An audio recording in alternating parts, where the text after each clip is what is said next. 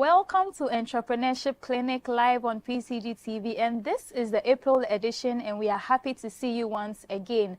And this is brought to you by the Development and Social Services Department in collaboration with PCG TV. And as usual, we are here to have a conversation talking about entrepreneurship, talking about how you can also get started and make ends meet. What can you think about? Is there anything that has been on your mind you think you can turn it into a solution to a certain problem in your community? That is why we are here, so that we give you all the tips that you need to get started and to also maintain the momentum that you start with. My name is Mavis Nakole. Are you stay tuned with us?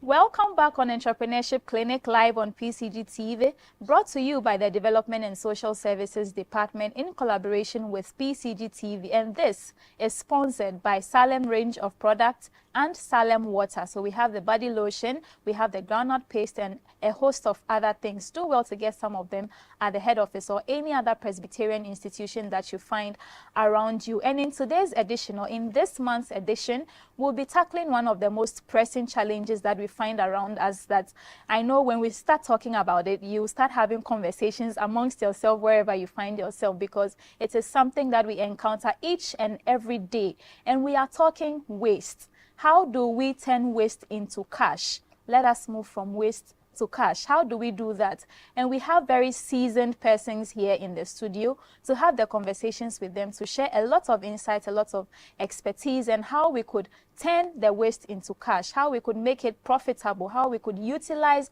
all the challenges that we find around us in terms of waste, so that it becomes beneficial to the society and becomes beneficial to the globe at large. And so do stay with us. You can join in by sending your comments to our various social media platforms as well. On Facebook, you can find us PCG TV or Presbyterian Relief Services and Development. And then also on YouTube, find us on Presbyterian, in fact, PCG TV. That is what you can find, so that you join in with your comments and maybe share your experiences as well, because you know you also have something that you can add on to the conversation. And so thank you for staying with us. Let me come to my guest in the studio. We have an incredible guest today to have the conversation with, and on my immediate left I have, all right, beside me is Mr. Emmanuel Douglas Texan, who is from the Maintenance and Sustainability Africa, and he's the co-founder and environment lead of that organization. He has a lot of things, in fact, his academic background in biodiversity and all of that. We'll be sharing along the line so that you get to know more of him, and then whilst he shares his story and what he's doing for the environment, you learn more about him as well. And then we have an amazing lady in the person of Mrs. Equia Sewa Nkansa, who is the founder and CEO of Buy Bulk Ventures. She also has a special, in fact, she has a profession in special education, or she's a professional special educator. We'll also be exploring that part of it as well. And so these are environmentalists, if I should put it that way, or activists who would be sharing a lot. How do we make money from waste, and then how do we also impact the society positively whilst we want to make the cash? Welcome, lady and gentlemen. Thank you so much. Thank Great. you. Great. It's good to have you in the studio, and I know that one of the very pressing things that we always encounter, in fact, on a daily basis, is waste. Yeah. And we've had some conversations, very interesting ones, sharing our own experiences. But let me start with you, yes. Being also a theologian, if I should put it that way. Yes. And how do you see the issue of waste and then the management of it as far as Ghana is concerned on the broader spectrum? Thank you so much. I think that over the years, Ghana has moved from one stage to the other when it comes to the issue of waste. Many years ago, Ghanaians were so mindful of waste generation. They were taking care of their own waste.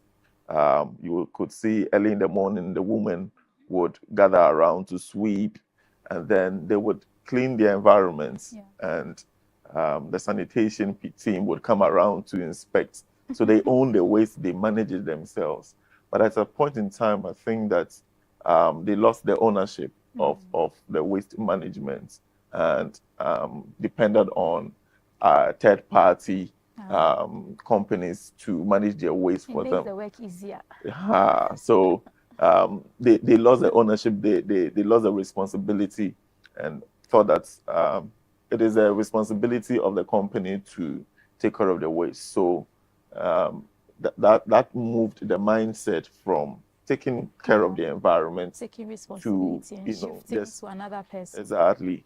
So, but now I think that some of the advocacy and the education and sensitization that has been happening, it is drawing our mind back to those days for us to own the waste, to recycle, to go into environmental advocacy and to to manage. So yes, we were better, but we maybe there was a change. Yes, there's always a change, but as to whether it's a good change or a bad change is where we should be finding our feet right now. Exactly. But even those times, it's still, like you mentioned, that the women will sweep and all of that. And the questions that were raised were that so after sweeping and collecting, what's next? Those times, what were they using those things for? Were there any kind of things that the waste was being, or how it was even disposed of and everything? Those days, the main places of disposal were the landfills. But it was a bit okay because most of the household items were biodegradable. So remember, you go to the wache joints to buy, and then they put it in a leaf. So you eat. So most of the waste that are generated household were biodegradable. When you go to the market, you buy fish, they put it in a paper. So at the end of the day, you realize that most of the things that you have is degradable. So when you dispose it at the landfill, at a certain point, it degrades. But we in trying to modernize and to develop, we chose plastics, and it served a certain purpose, but it also became a huge problem for us to manage. And maybe it's looking like the disadvantages of it have outweighed the advantages that we want to actually have. We'll come back to the very interesting points that you are building on, and then what we can even be doing and all of that. That is why we are here. Let me come to Mrs. Ikiasewa in Council of Buy Bulk Ventures. The first question I asked in my head was, what are we buying? Thanks so much. Buy Bulk is a business, it's an adventure with my younger brother. Oh, okay. So we deal in products, soaps, toiletries, and then my artifacts, and then he does the office materials. Oh, okay. He works at public archives. So if you want your records, arrangements, and then those things. So it's a family, me and my brother and his friend. So it's like a group of things. Yes. But let's come to the waste aspect of your Buy Bulk Ventures. What exactly is Buy Bulk Ventures into? Using old ties to make artifacts, tables, ottoman, and then chairs. Okay. Just that's so we are talking with the ties and then empty bottles. Okay, so that is you using the waste for something. But maybe just before I come to we continue that conversation, you are using waste for all of those things. At what point did you realize that? Was it a challenge for you? Were you kind of bothered about the kind of waste we were generating? What led to you being interested in even doing it? Oh, thank you. During the lockdown, and as we were at home doing nothing, we were asked, I'm a teacher, so all of us were at home. And boredom came in. I saw the advert that a lady at Nkoko using old ties and then bottles to make this artifact. Nice. So I just showed interest, paid, and then I went to learn from her. Interesting. Yes.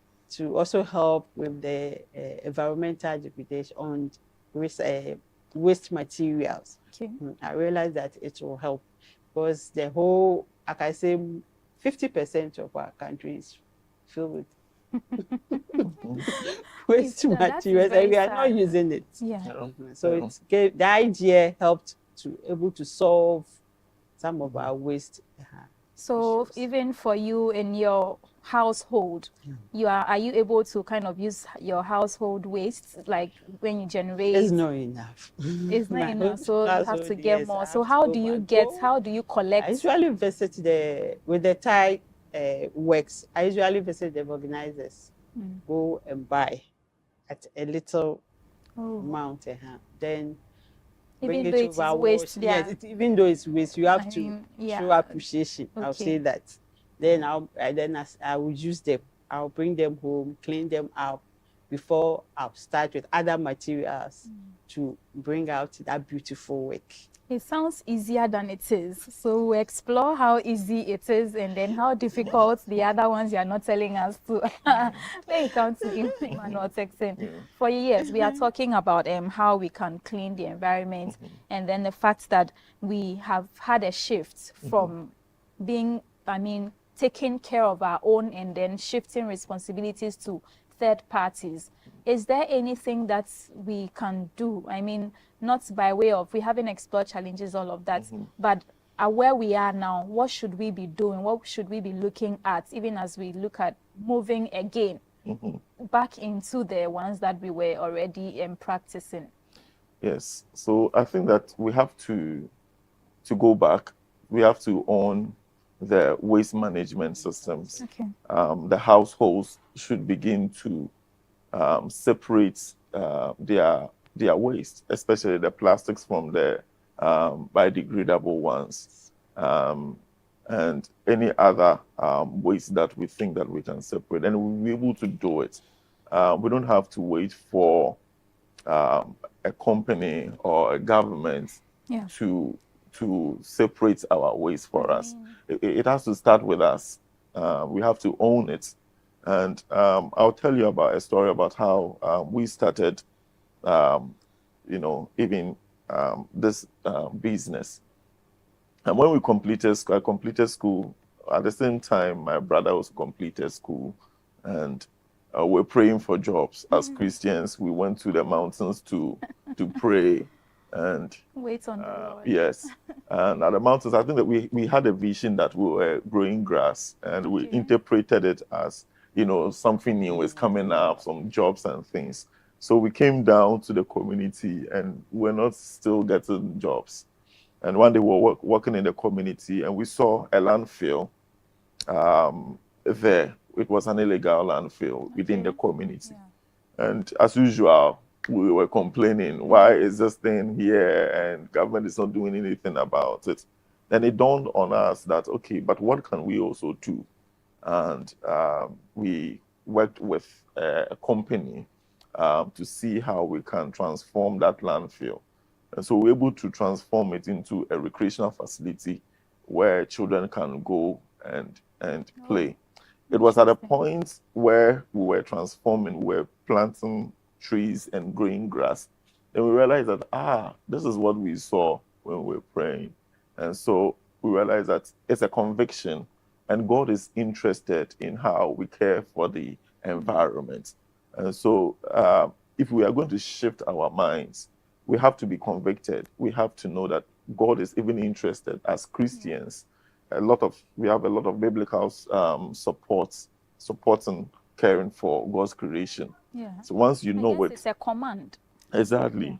If you look at Genesis 2:15, said God puts the man into the garden to dress it and to keep it.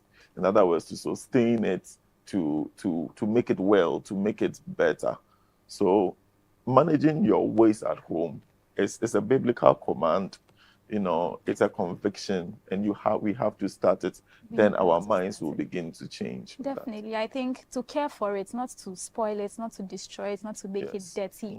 If you just joined us, it's Entrepreneurship Clinic on PCG TV, brought to you by the Department for Development and Social Services in collaboration with PCG TV. In Thy Light, There is Light. And today we are having a conversation on turning your waste into cash, moving from waste to cash. How do we do that? And from the ones that you have heard so far, it's getting very interesting, and would like you to call other people to join in and also share your experiences, share your comments. Maybe you are into waste management. You could also let us know what you are doing that someone could learn from it. We know there are lots of innovations out there, and that is why we are here, so that we could put all of that together and make our environments better, as we also earn something from it. And so do well to join us on our various social media platforms and then drop us those comments. And we are sponsored by Salem range of products and Salem Water. And so stay tuned with us. We will be right back.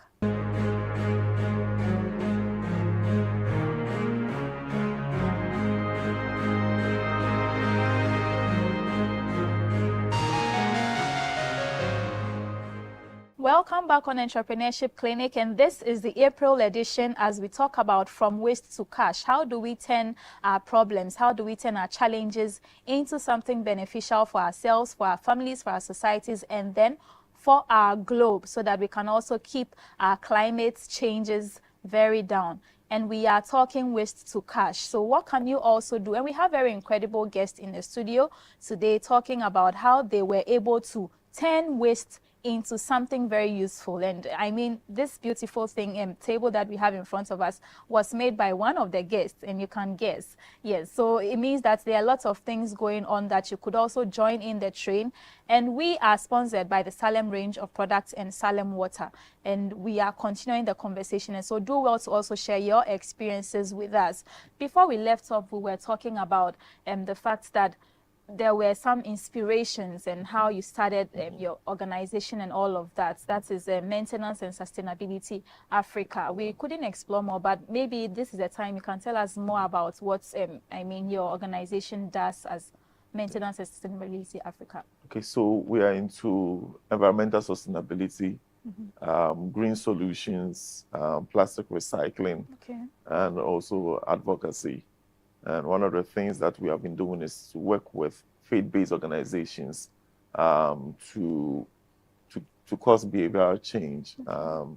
We think that quite a number of Ghanaians are Christians, and we think that it's an opportunity to learn, have some biblical knowledge. According to findings, 70% of Ghana are Christians. Exactly.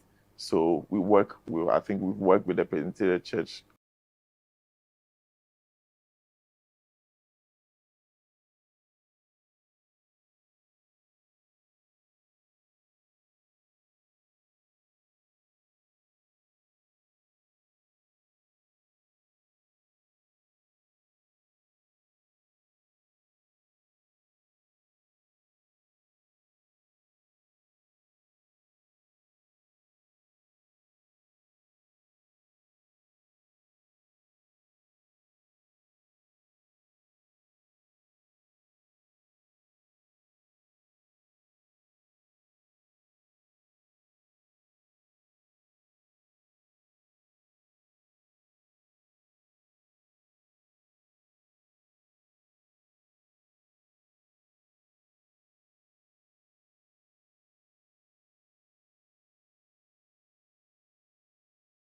know that when you separate, you can call plastic companies to just come and then pick that alone. So you create the awareness, you let people know that now Ghana is separating plastics. We are talking about circular economy. So whatever plastic that you generate should go back to be recycled. And so people now have the knowledge, and they try to sometimes it's difficult, but it takes time, and with time they begin to change. So behavioral change, that is why we also use the Bible as a resource book, scripture basis, to let the people know that this is what God is saying. God wants you to do it, so we have to obey what God is saying. And there are a lot of Bible references that points to that. We'll talk about the different kinds of waste that we even generate, and then how we use them, because when you come to Bible Ventures, she is using some particular types of waste. that you mentioned. So you mentioned that you use the ties, and then the empty bottles. The empty bottles. Of the drinking bottles. Yeah. So yes, how do you collect? You mentioned that you go to the organizers to get the ties, but with the bottles, do you buy from households or what exactly? I visit restaurants. Okay. To gather them, and then I use them. So like how many of it do you need to be, and what exactly do you do? When I go, the number of bottles that I will get, I'll come and work on them. Okay. So it's not huge. I don't usually, because I don't have a storage. So the little that I can gather, I'll make use of them. So for 100 something, bottles, okay, between 100 and 50 bottles. You could work with that. I can work with them. Yeah. Okay. So for you around your community, how do you think that is? Because if you are talking about, I'm sure we generate more than that in your community alone. The kind of bottles that, in fact, in each day are being generated are more. So how do you manage that? Do you collect so that you keep and you don't have to be going every day, or you go on a daily basis to collect them? I go a weekly basis. Okay. To that a particular restaurant. Oh, not other restaurants. I don't go to the dustbins. Oh. Because you know the restaurants, you get it clean. Okay. But going to the dustbins, you have to come back, wash them before you can work with them. Okay. So I usually go to a particular restaurant. Okay. So weekly or sometimes twice a week. It depends the call, but we have enough for you. The sack that you brought is full, so you have to come and pick it and then bring another one. Okay, so I usually work on them to clean them again. So I think that even explains your segregation, that if you're able to segregate, then it helps us to even easily use it or recycle it and make them into something else. Because for something like this that you made, which is very beautiful, how many bottles, like an estimate, would you need to do something like this? I'm sure there's no bottle in this one, but there are others that's down there at the office. Yeah, but for similar things like this that you use bottles. Maybe 50. 50 bottles in something like this small? No. Okay, bigger one. About the table, 20 will do. Oh, okay. So, all right. So, due to my work, I don't do a lot on a larger scale. Larger scales, yes. So, for something like this, if someone wants to purchase, how much is that? Usually ranges from 100 to 150.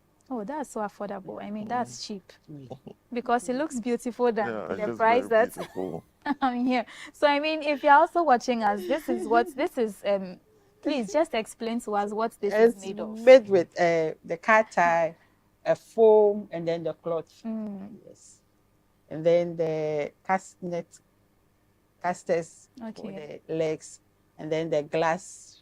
You have to go to the fabricators for them to cut and polish the edges so that lifting them, you can lift it. Okay.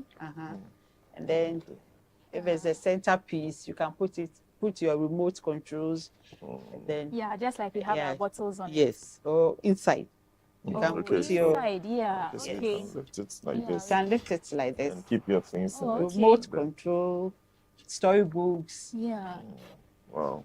Interesting. So that whenever you just get to the table, you can just get access to your things. So lifting and the edges must be smooth to prevent maybe there are children in the house might cut them.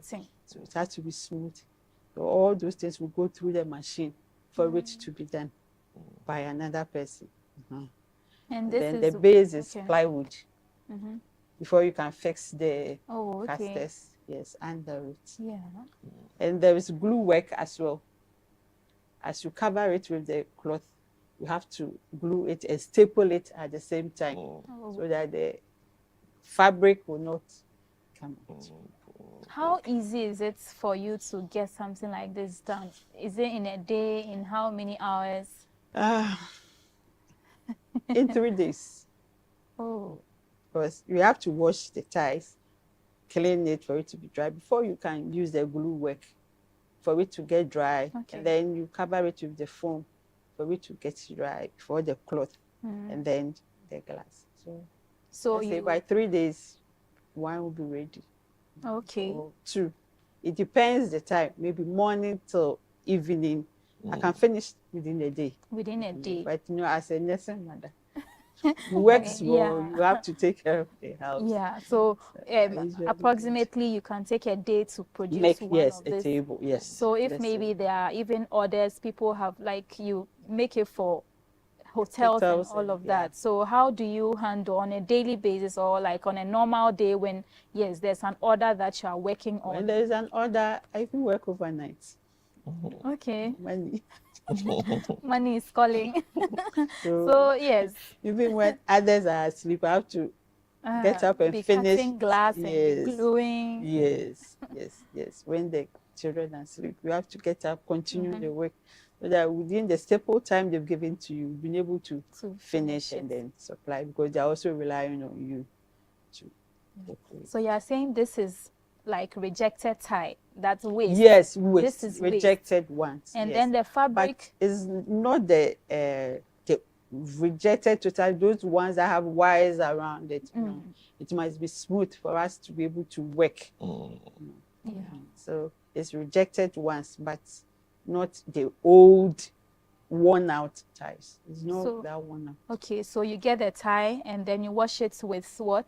What do you? I send them to the washing bin. Oh, okay. For it to be washed. Maybe 10 ties at the same time. So if it's washed, I keep them on my shelf. And then when the orders come, and then I'll work with it.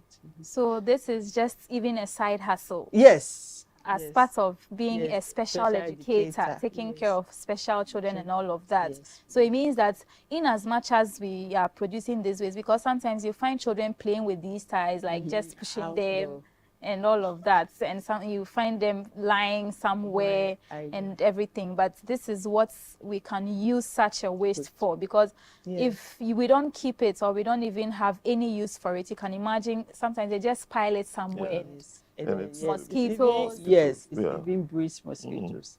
When I go to the organizers, for instance, and I'm selecting them, you see the mosquitoes. It's a lot of mosquitoes.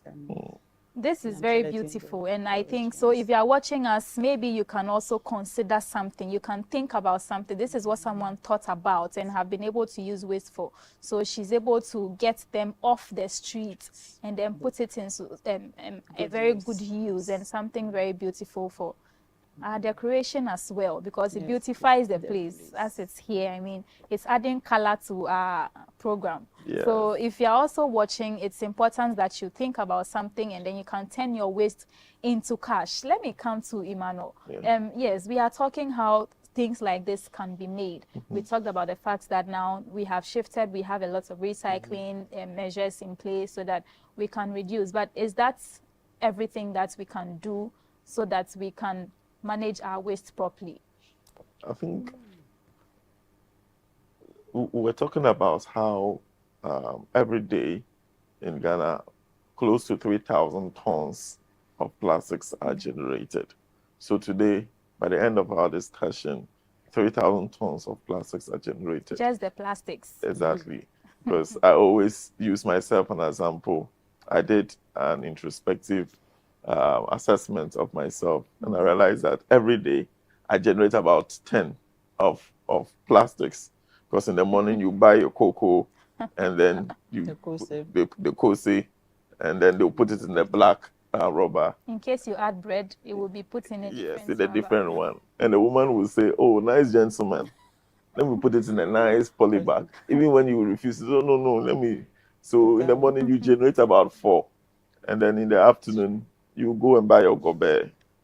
You know, those days we used to just put it in the leaf and then we run and then something. But now we put it in the white one, and then put it in the black or a pack, and then a nice gentleman they will put it in the another bag.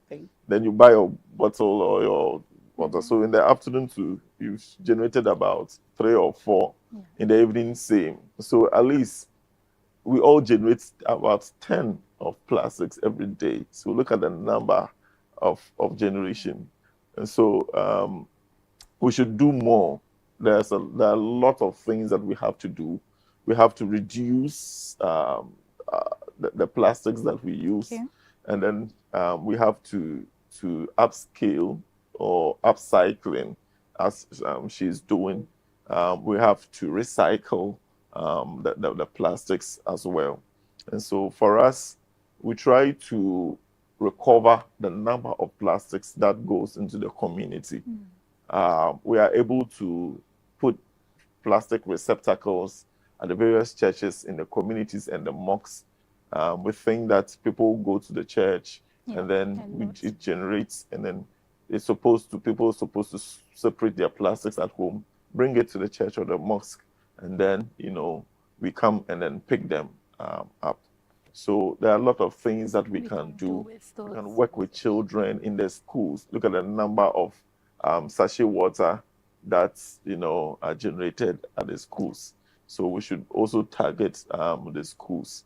So there are different types of the waste materials that we can use. I'm sure we'll have to talk more about that so that we know what we can use. Maybe someone is able to use tire, but if it is maybe food waste or something that I use, I also make in the house, how do I get to use stuff like that? So it is just the plastics and then the papers and all of those things.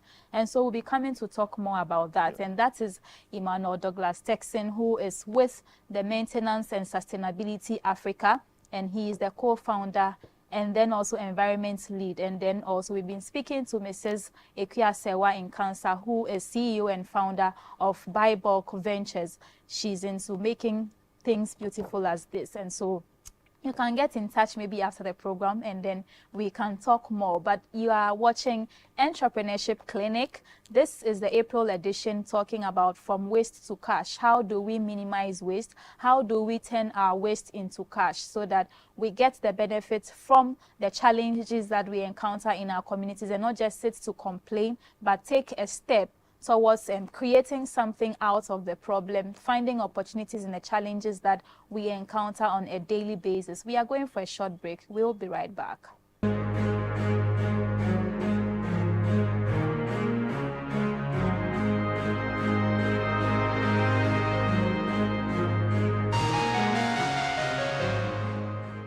You are live on Entrepreneurship Clinic, the April edition, as we talk about from waste to cash with incredible entrepreneurs and environmentalists here in the studio. And this is brought to you by the Development and Social Services Department in collaboration with PCG TV. And we are sponsored by the Salem range of products and Salem water. And so do well to get some of these products. We have the body lotion, we have the hair food, shea butter, tissues, and a host of other things. And so get close to any of the Presbyterian institutions or the head office, and then you can get yourself some of these products and even trade in them. And so we are continuing the conversation talking about from waste to cash, and we have explored how we are able to generate a lot. Yes, we are generating a lot of waste, but how do we now turn that into something beneficial so that we don't bury ourselves in the challenge and then we don't also even have money to fend for anything? Can you imagine? So it's important that we think of very innovative ways to solve the problems and then also benefit from them as well. And then we've been talking to Mr. Emmanuel Texan, Douglas Texan, who is co-founder and environmental lead for Maintenance and Sustainability Africa, and also the founder and CEO of Bulk Ventures in the person of Mrs. Ekuya-Sewa in Cancer. She's also a special educator taking care of special children. And we have explored a lot, but continuing with you, Emmanuel, we were talking about the different kinds of waste that we even generate and how we can use them. Let's continue with that. Okay, thank you so much. Back in the days, there were only two waste components. We had the biodegradable ones, and then the glass bottles. Okay. Okay. So, and we didn't used to have a lot of plastics, but now we have the biodegradable ones. That is the cassava, the food waste, the other waste that easily break. Now, and then the plastics, and then we have the cans as well, and then we have the glass bottles as well. So the waste is anything. I think even electronics, because yes, The Yes. wires and stuff that you see around. Yes. So the electronic waste also as well, the household, the things that you don't use anymore, the old computers that are still there, they are all, the wastes. Now they have come to be, Plenty. waste, household waste, and so proper separation would have to be done. But in order for people not to overwhelm themselves, they can easily start with um, separating the plastics and then the other wastes. Okay. Okay, so you have in the house you should have at least two waste bins, one for the food waste and then one for the others, where you can put the plastics and then the bottles and the cans in it. Some of the recycling companies pick the cans and then the bottles and then the breakable Please. Okay. yes, so you can put that one together. I was just thinking, like you're saying, so maybe I don't have use for can, or I don't even know anyone who collects it. Then what becomes of even when I segregate? What happens? Because the collector comes and I give it out, they just merge everything together. So in such circumstances, how is it handled?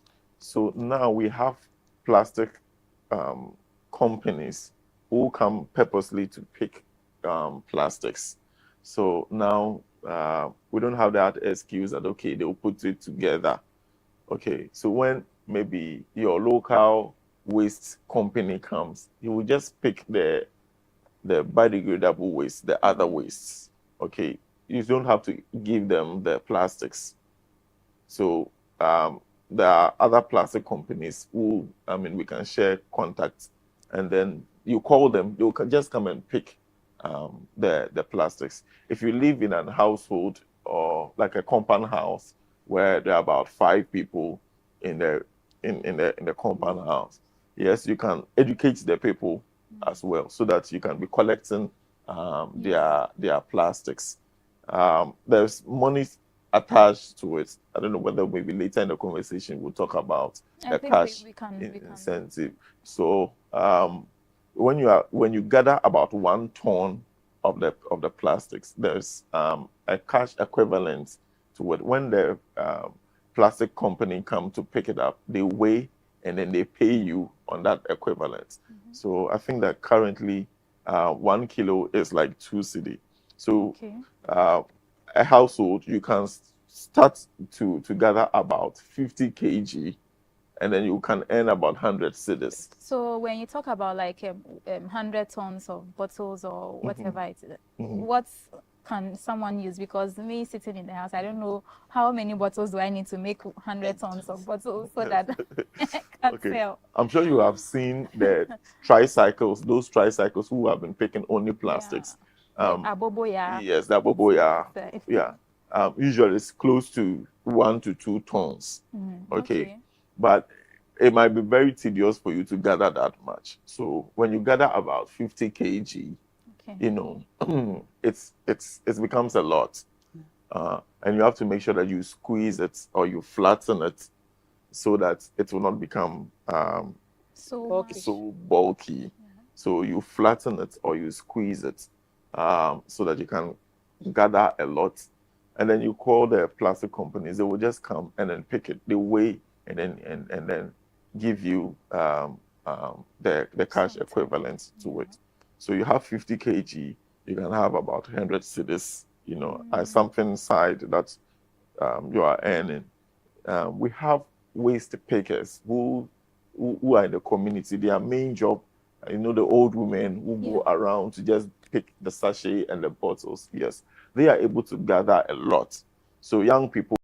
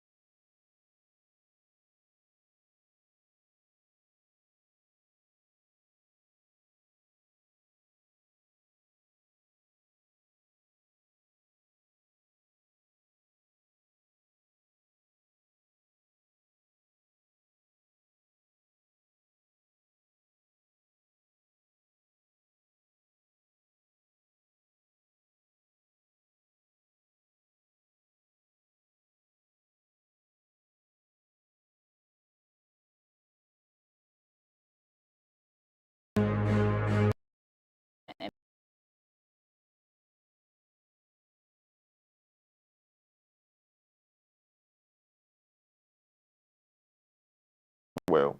And so for us, we try to